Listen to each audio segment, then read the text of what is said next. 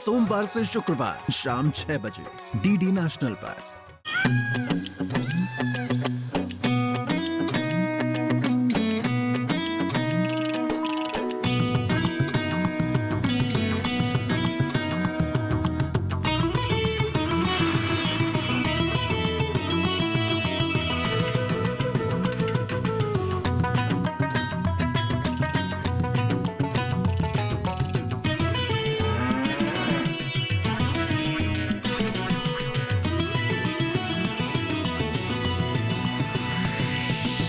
DD किसान, बदलते भारत की शान।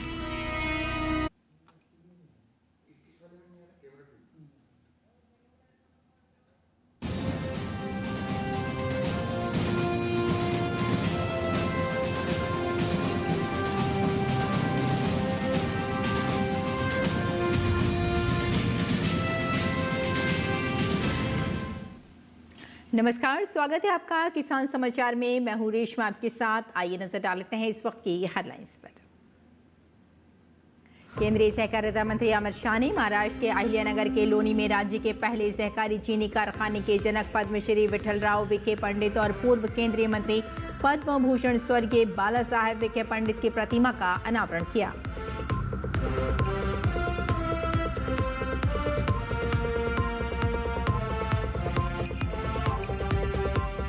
केंद्रीय कृषि मंत्री शिवराज सिंह चौहान ने पटना में मखाना महोत्सव का किया उद्घाटन। रबी कार्यशाला एवं कृषि सलाहकार संवाद में भी हुए शामिल।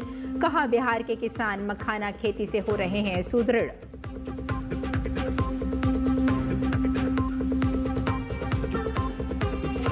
चौधरी चरण सिंह कृषि विश्वविद्यालय हरियाणा ने विकसित की गेहूं की नई किस्म WH1309। गेहूं की नई किस्म गर्मी के प्रति है अधिक सहनशील। इसकी अधिकतम उपज है 64.5 क्विंटल प्रति हेक्टेयर। उत्तर भारत की हवा पराली जलाने से फिर से होने लगी है जहरीली। पंजाब में जलाई जाती है लगभग 70 से 80 लाख मीट्रिक टन धान की पराली। अब तक पराली जलाने के दर्ज किए गए 237 मामले। बिहार में बारिश का सिलसिला जारी। मौसम विभाग ने उत्तर बिहार के 10 जिलों में रेड अलर्ट और 5 जिलों में ऑरेंज अलर्ट किया जारी। वहीं 25 जिलों में है येलो अलर्ट।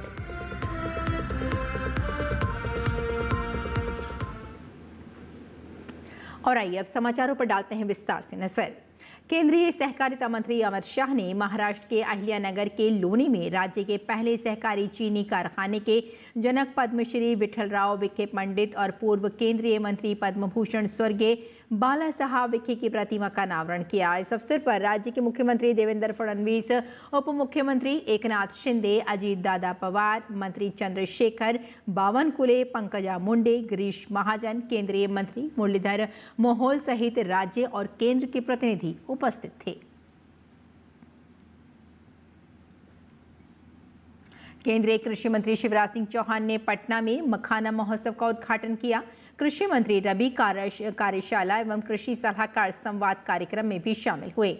अपने दौरे के दौरान उन्होंने किसान क्रेडिट कार्ड, नवाचार एवं कृषि योजनाओं पर चर्चा के साथ ही बिहार के किसानों की उत्पादकता बढ़ाने की विशेष रणनीतियों पर चर्चा की। चौहान ने कहा, केंद्र सरकार बिहार में मखाना उत्पादन को बढ़ावा देने के लिए उन्नत बीज खेती की नई तकनीक और मखाना प्रोसेसिंग पर किसानों को सहयोग कर रही है। बिहार के किसान मखाना खेती से और मजबूत हो रहे हैं।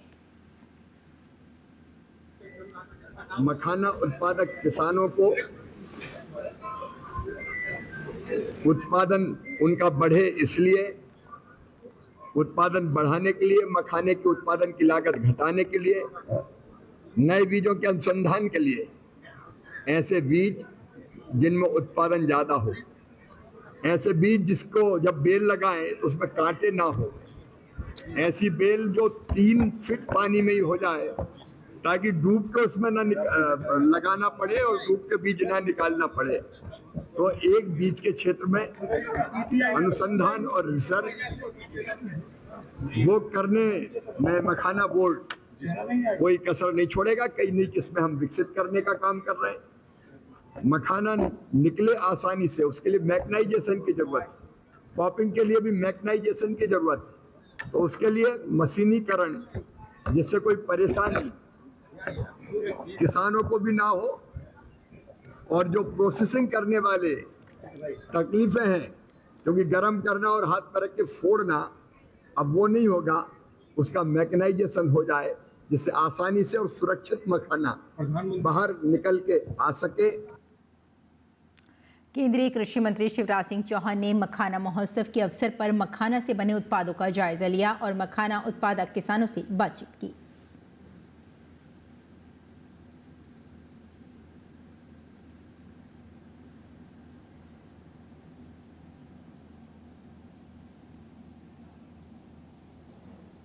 और खेतों में जलती पराली और सांस लेने में परेशानी। हर साल की तरह इस बार भी पराली जलाए जाने से उत्तर भारत की फिजा जहरीली होनी शुरू हो गई है।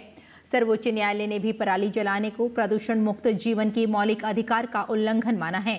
न्यायालय का दृष्टिकोण है कि किसान महत्वपूर्ण है पर प्रदूषण असहनीय। पेश है हमारे सहयोगी शमीम अख्तर की ये रिपोर्ट।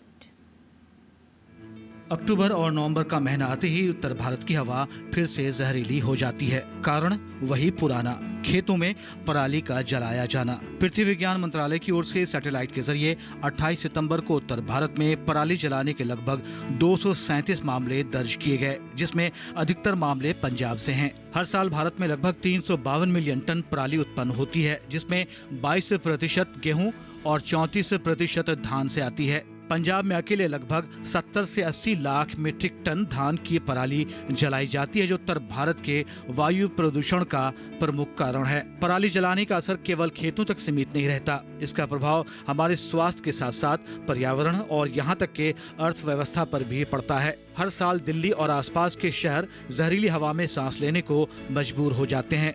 पराली जलाने से निकलने वाले धुएं में सूक्ष्म कण PM 2.5, nitrogen dioxide, carbon monoxide और काला कार्बन जैसे विषैले तत्व होते हैं, जो आसपास के वातावरण में फैल जाते हैं और स्मॉग की मोटी परत बनाकर वायु की गुणवत्ता खराब कर देते हैं, जो सांस की बीमारियां, कैंसर और हृदय रोगों को बढ़ाते हैं। धुएं में मौजूद हानिकारक पदार्थ आंखों में जलन, पानी आना और कंजक्टिवल हाइपरमिया का कारण बन सकते हैं। कमजोर प्रतिरक्षा प्रणाली वाले बच्चों और बुजुर्गों के लिए ये विशेष रूप से खतरनाक है। पर्यावरण पर इसका गहरा असर पड़ता है। काला कार्बन ग्लेशियरों के पिघलने की गति बढ़ाता है, ओजोन परत को नुकसान पहुंचता है और जैव विविधता घटती है। इससे ग्रीन हाउस गैसों का उत्सर्जन होता है, जिससे ग्लोबल वार्मिंग और जलवायु परिवर्तन में तेजी आती है। मिट्टी के लिए तो ये अत्यंत हानिकारक है।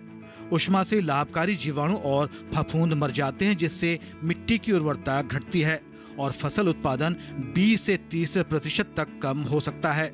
सर्वोच्च न्यायालय ने भी पराली जलाने को प्रदूषण मुक्त जीवन के मौलिक अधिकार का उल्लंघन माना है। 2023 में भी न्यायालय ने पंजाब सरकार को फटकार लगाते हुए कहा था कि पराली जलाना कैसे रोकें ये पता नहीं, लेकिन रोकना होगा। कोर्ट का दृष्टिकोण है कि किसान महत्वपूर्ण है पर प्रदूषण असहनीय है। पराली जलाना एक विकट समस्या है, जिसके निदान के लिए हर साल सरकारें योजना भी बनाती हैं। अब जरूरत है जागरूकता पर अधिक ध्यान देने की और टिकाऊ और समन्वित समाधान की, जिसमें किसानों के साथ साथ आम नागरिक भी अपनी भागीदारी निभाएं। शमीम अख्तर, किसान समाचार। और देश में गेहूं का उत्पादन एवं उत्पादकता बढ़ाने के लिए कृषि वैज्ञानिकों द्वारा गेहूं की नई किस्मों का विकास किया जा रहा है। इस कड़ी में चौधरी चरण सिंह हरियाणा कृषि विश्वविद्यालय के गेहूं एवं जौ अनुभाग द्वारा गेहूं की पछेती किस्म WH1309 विकसित की गई है। WH1309 किस्म अन्य सभी किस्मों की तुलना में गर्मी के प्रति अधिक सहनशील है। इस किस्म की हरियाणा राज्य बीज उप समिति द्वारा अनुशंसा की गई है। जलवायु परिवर्तन के कारण मार्च के महीने में तापमान में बढ़ोतरी देखी गई है, जिससे गेहूं की फसल पर दुष्प्रभाव पड़ता है, लेकिन इस किस्म की पैदावार पर तापमान के बढ़ने का असर नहीं होगा। धान की कटाई में देरी, जलभराव या अन्य कारणों से हरियाणा के 15 से 20% क्षेत्र में गेहूं की बिजाई में देरी हो जाती है। इसके मद्देनजर विश्वविद्यालय के गेहूं एवं जौ अनुभाग के वैज्ञानिकों की टीम द्वारा गेहूं की अधिक पैदावार देने वाली नई पछेती किस्म WH1309 विकसित की गई है। सिंचित परिस्थितियों के परीक्षणों में उपरोक्त किस्म ने औसत उपज 55.4 क्विंटल प्रति हेक्टेयर दर्ज की है और इसकी अधिकतम उपज 64.5 क्विंटल प्रति हेक्टेयर है। हरियाणा के विभिन्न जिलों के खेत पर किए गए प्रयोगों में इसकी औसत उपज 54.3 क्विंटल प्रति हेक्टेयर रही है। और मत्स्य पालन, पशुपालन और डेयरी मंत्रालय के मत्स्य पालन विभाग द्वारा आयोजित वर्चुअल चर्चा की एक राष्ट्रव्यापी श्रृंखला में 34 राज्यों और केंद्र शासित प्रदेशों के 15,000 से अधिक मछुआरों और मछली पालकों ने भाग लिया। मत्स्य पालन विभाग के सचिव डॉक्टर अभिलक्ष लिखी के नेतृत्व में इस पहल से हितधारकों को अपनी चिंताओं और अपेक्षाओं को व्यक्त करने का अवसर मिला।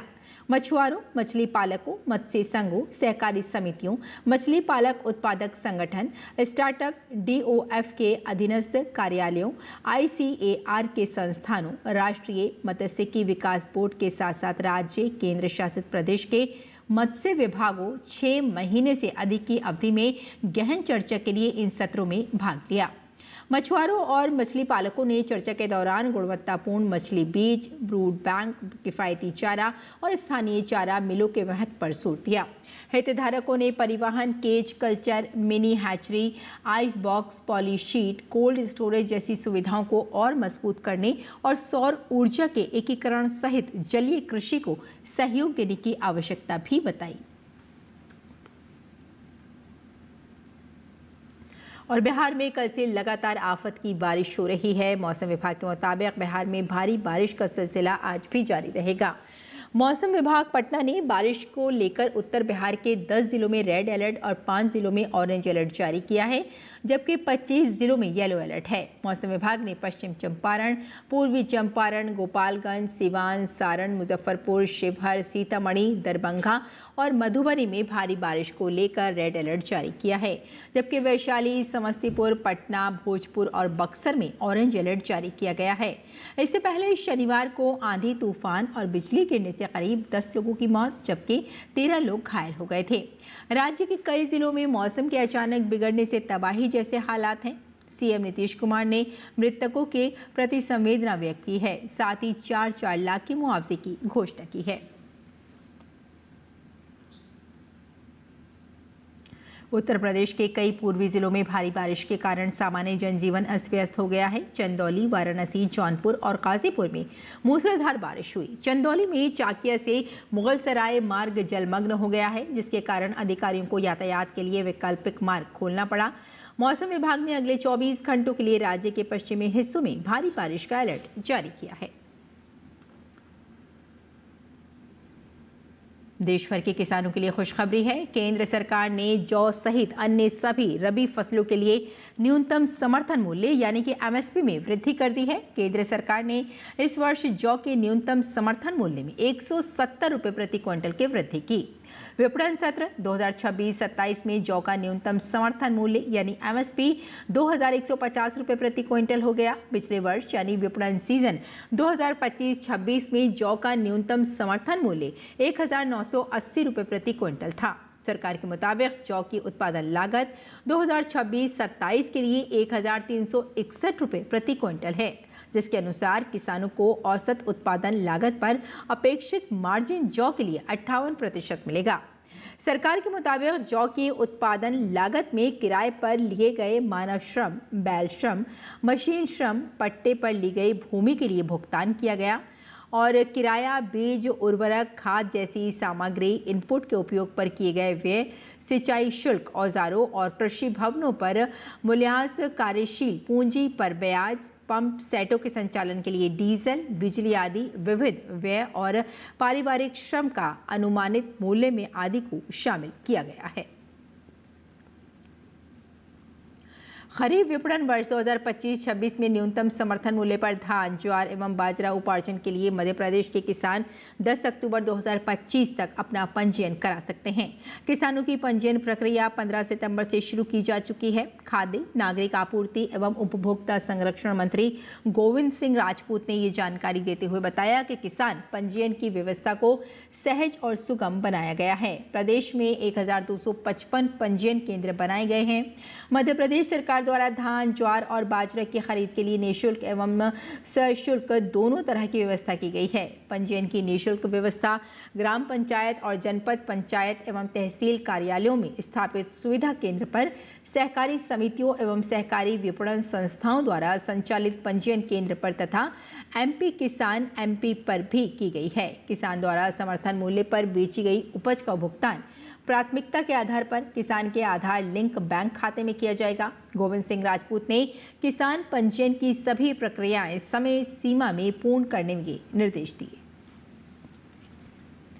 और हरियाणा के गुरुग्राम में केंद्रीय मंत्री मनोहर लाल खट्टर ने स्वदेशी इस्तेमाल पर जोर दिया। उन्होंने आत्मनिर्भर भारत के संकल्प को दोहराते हुए कहा कि आज स्वदेशी उत्पादन बढ़ रहा है और लोगों को ज्यादा से ज्यादा इसे अपनाना चाहिए। विदेशी सामान की खरीद न करें और स्वदेशी बनी चीज़ें वो सब लें, और विशेष तौर पर ऐसी चीज़ें जो शरीर के लिए हानिकारक हैं उसका उपयोग तो छोड़ ही देना चाहिए। खास करके पटाखे हैं, अब इनका हानिकारक प्रभाव रहता है, प्रदूषण फैलता है। प्लास्टिक की चीज़ें हैं, ये भी अपने आप में क्योंकि डिग्रेडेबल नहीं है, तो डिग्रेडेबल चीज़ें जो बाद में जिनका प्रोसेसिंग हो सकती है, ऐसी चीज़ें खरीदें। और अपने देश में भी बनने वाली चीज़ें बहुत आ गई हैं, उन्हीं का उपयोग करें। और असम में बाढ़ की चुनौती से निपटने के लिए राज्य सरकार बड़े स्तर पर जलाशयों के निर्माण की योजना बना रही है। गुवाहाटी में आयोजित प्रेस कॉन्फ्रेंस में जल संसाधन मंत्री पीयूष हजारिका ने जानकारी दी कि प्रदेश में 15 स्थानों पर नदियों से जुड़े विशाल जलाशय बनाए जाएंगे। उन्होंने बताया कि केंद्र सरकार के सहयोग से इस महत्वाकांक्षी योजना की शुरुआत की जा रही है। It is a very good news. MHA has given 692 crores under the leadership of Honorable Home Minister Amit Shah ji to develop wetland to reservoirs, to bring water from rivers. So 15 locations have been identified and tender have been slotted. Fund has come, so work will be started very soon. और आइए अब जान लेते हैं देश भर की मंडियों का भाव।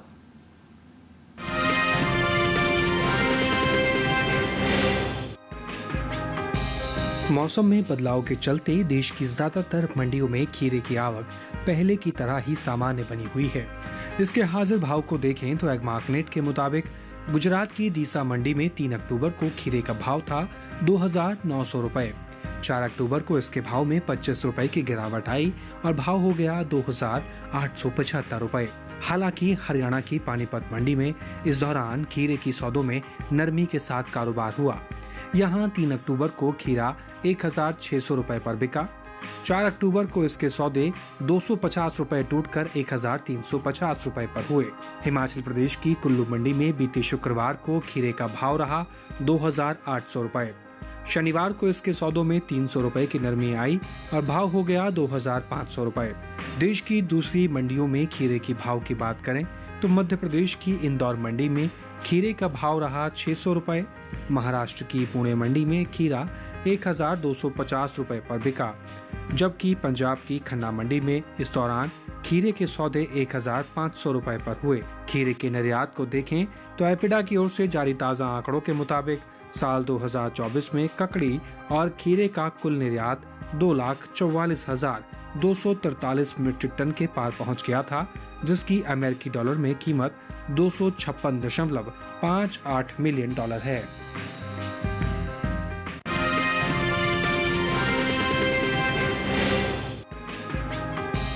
इन दिनों अनार की आवक मंडियों में सामान्य बनी हुई है। हाजिर भाव को देखें तो एग्मार्कनेट के मुताबिक 3 अक्टूबर को गुजरात की दीसा मंडी में अनार का भाव था 4,850 रुपए। 4 अक्टूबर को इसके भाव में तेजी देखने को मिली और अनार 7,050 रुपए उछलकर 11,900 रुपए पर जा पहुंचा। हालांकि हरियाणा की गुरुग्राम मंडी में बीते 2 दिनों के दौरान अनार के भाव स्थिर रहे। यहां 3 और 4 अक्टूबर को अनार 7,500 रुपए पर बिका। हिमाचल प्रदेश की कुल्लू मंडी में इस दौरान अनार के सौदों में मजबूती के साथ कारोबार हुआ। यहां 3 अक्टूबर को अनार 5,500 रुपए पर बिका। 4 अक्टूबर को इसके सौदे 500 रुपए तेज होकर 6,000 रुपए पर आ गए।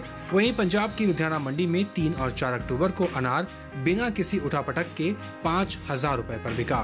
देश की दूसरी मंडियों में अनार के भाव को देखें तो मध्य प्रदेश की इंदौर मंडी में अनार के सौदे 4,500 रुपए पर हुए। महाराष्ट्र की पुणे मंडी में अनार 9,000 रुपए पर बिका, जबकि राजस्थान की श्री गंगानगर मंडी में इस दौरान अनार के सौदे 12,500 रुपए पर हुए।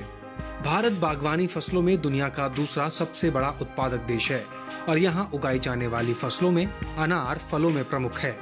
महाराष्ट्र, गुजरात, कर्नाटक, राजस्थान और आंध्र प्रदेश जैसे राज्य देश में अनार की पैदावार करने वाले प्रमुख राज्य हैं।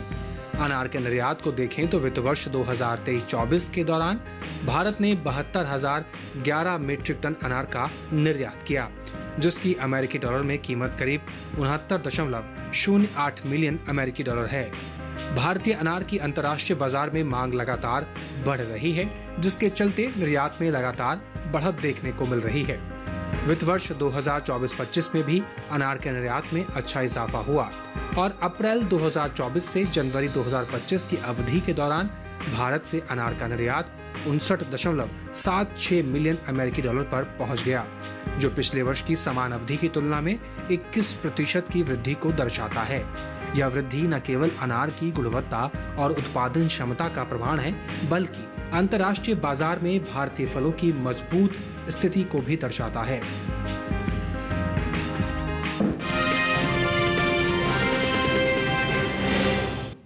और किसान इस मौसम में कैसे रखें अपनी खेती का ख्याल, आइए जान लेते हैं। नमस्कार, आप देख रहे हैं डीडी किसान। मैं हूं एआई कृष और आज हम भारत के विभिन्न राज्यों में होने वाली खेती किसानी से संबंधित सलाहों के बारे में पूरी जानकारी देंगे। पंजाब में संतरे की रोपाई करें, किसान नींबू की रोपाई कर सकते हैं। यहाँ लीची की रोपाई कर लें, साथ ही अमरूद की रोपाई करने का समय उचित है। इसके अलावा आंवले की रोपाई करते रहें। पंजाब में लौंग की बुवाई करें, वहीं मूली की बुवाई कर सकते हैं। किसान शलगम की बुवाई कर लें। इसी तरह गाजर की बुवाई करें। इस समय धान की कटाई करें, यहीं टमाटर की रोपाई कर सकते हैं।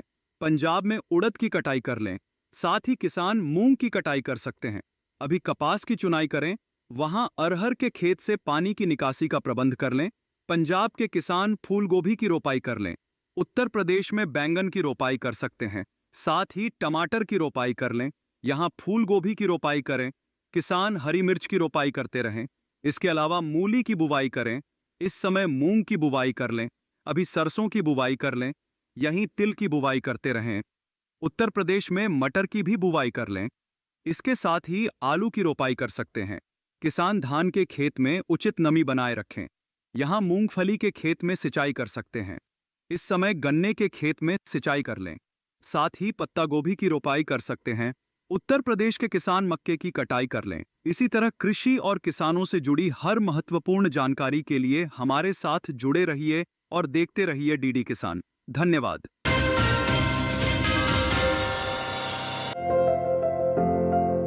ये समय बैंगन की बुआई के लिए अनुकूल है। बैंगन की बुआई करने से पहले खेतों को अच्छी तरह तैयार कर लें। खेतों की जुताई कर जमीन को समतल कर लें। बुआई करते समय पौध से पौध की दूरी 60 सेंटीमीटर और पंक्ति से पंक्ति की दूरी 60 से 75 सेंटीमीटर रखें। किसान बैंगन की कई किस्मों की बुआई इस समय कर सकते हैं, जैसे पूसा श्यामला। इस किस्म की बुआई पंजाब, उत्तर प्रदेश, बिहार और झारखंड में कर सकते हैं। बैंगन की ये किस्म लंबे आकार की होती है। इस किस्म की 1 हेक्टेयर में 390 क्विंटल पैदावार ले सकते हैं। इसकी शाखाएं सीधी होती हैं और पौधा कांटा रहित होता है। पूसा पर्पल क्लस्टर की बुआई भी की जा सकती है। ये किस्म उत्तरी भारत के मैदानी और पर्वतीय इलाकों के लिए अच्छी होती है। 1 हेक्टेयर में 200 क्विंटल पैदावार ली जा सकती है। इसकी लंबाई 10 से 12 सेंटीमीटर होती है। इसका रंग गहरा बैंगनी होता है। इसके अलावा पूसा अंकुर की बुआई की जा सकती है। पूसा अंकुर राजस्थान, गुजरात, हरियाणा, दिल्ली, मध्य प्रदेश और महाराष्ट्र में लगाने के लिए काफी अच्छी है। इस किस्म का आकार गोल होता है। 1 हेक्टेयर में 350 क्विंटल फसल ली जा सकती है। इसके अलावा किसान बैंगन की पूसा उत्तम किस्म भी लगा सकते हैं। बैंगन की इस किस्म की बुआई पंजाब, उत्तर प्रदेश, बिहार और दिल्ली में की जा सकती है। इसका आकार भी गोल होता है। बुआई के तुरंत बाद पहली सिंचाई करें। खरपतवार नियंत्रण के लिए किसी भी दवा का छिड़काव विशेषज्ञों की सलाह पर ही करें।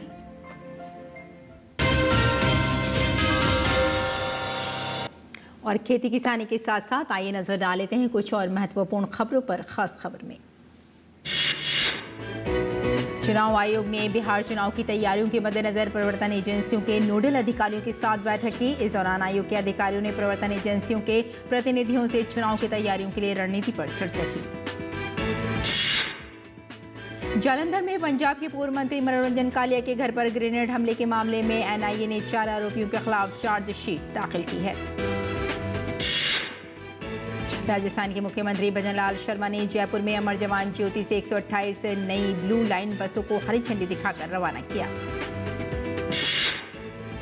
केंद्रीय मंत्री मनसुख मंडाविया मेजर ध्यानचंद स्टेडियम से इंडिया गेट और आसपास के इलाकों तक fit India Sunday on cycle के विशेष संस्करण में शामिल हुए। सरकार ने कपड़ा क्षेत्र के लिए उत्पादन से जुड़े प्रोत्साहन योजना के तहत आवेदन दाखिल करने की अंतिम तिथि 31 दिसंबर तक बढ़ाई। उत्तर प्रदेश के बरेली में 26 सितंबर को हुए बवाल के बाद प्रशासन लगातार सख्ती के साथ एक्शन में है। नगर निगम, जिला प्रशासन और पुलिस प्रशासन अपनी ओर से लगातार कार्रवाई में जुटी है। तो किसान समाचार में फिलहाल इतना ही। अनुमति दें। नमस्कार।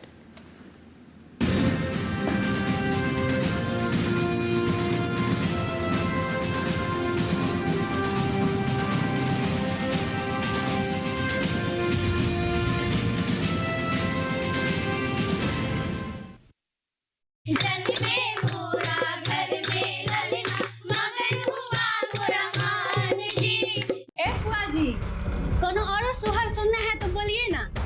हाँ, अगला वर्ष कब हुआ? रुको, पहले ये बताओ कि खुशखबरी पक्का है ना?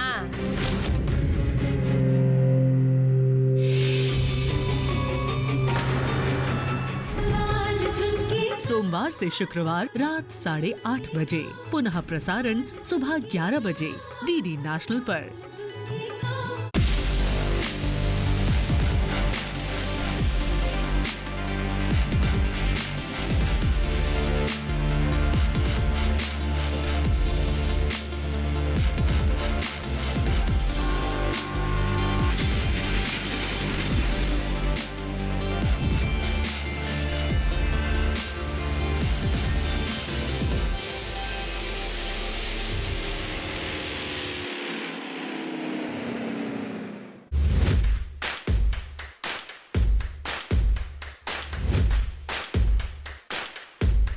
नमस्कार, बहुत स्वागत। मैं हूँ आपके साथ राधिका चौधरी। महा चौपाल चर्चा असम से हो रही है, बनारस पहुँच गई है, हरियाणा हमारी टीम पहुँच चुकी है, महाराष्ट्र में पहुँच गए हैं। आज की चौपाल चर्चा शिवमोगा गांव से।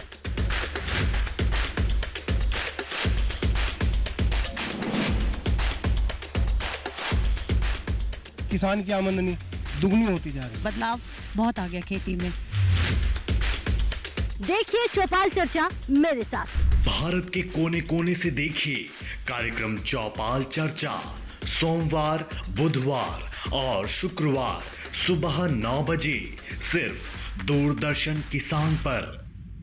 डीडी किसान ने कर ली है तैयारी। यहाँ मिलेगी पशुपालन की हर एक जानकारी, घर आंगन से लेकर व्यवसायिक फार्म तक, मुर्गी पालन से लेकर रेगिस्तान के जहाज तक। बीमारियों से पशुपालक बिल्कुल ना हो परेशान, विशेषज्ञ करेंगे आपकी समस्या का समाधान। देखिए अपना पशु चिकित्सक हर रविवार शाम 6:30 बजे दूरदर्शन किसान पर।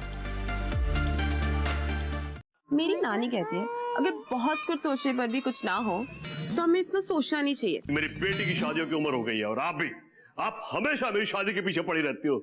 तेरे बाद इस खानदान का नाम लेने वाला कोई तो होना चाहिए कि नहीं?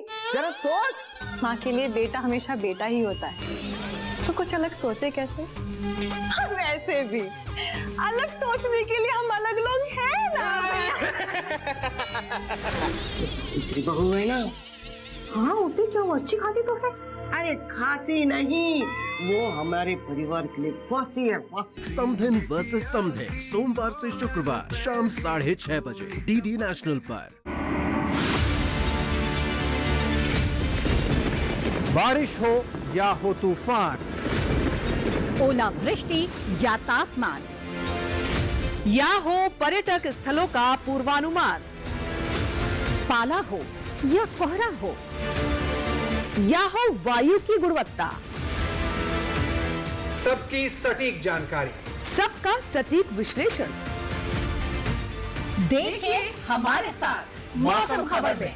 मौसम खबर, देश के मौसम का सबसे तेज और सटीक विश्लेषण, रोजाना शाम 7:30 बजे डीडी किसान पर।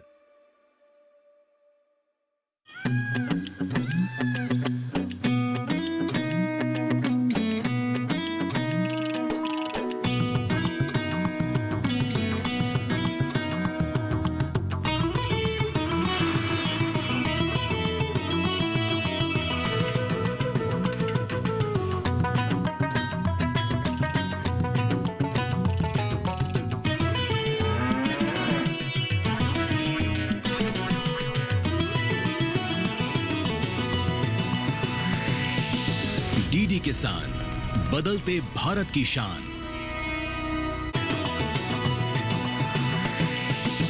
डीडी किसान, बदलते भारत की शान।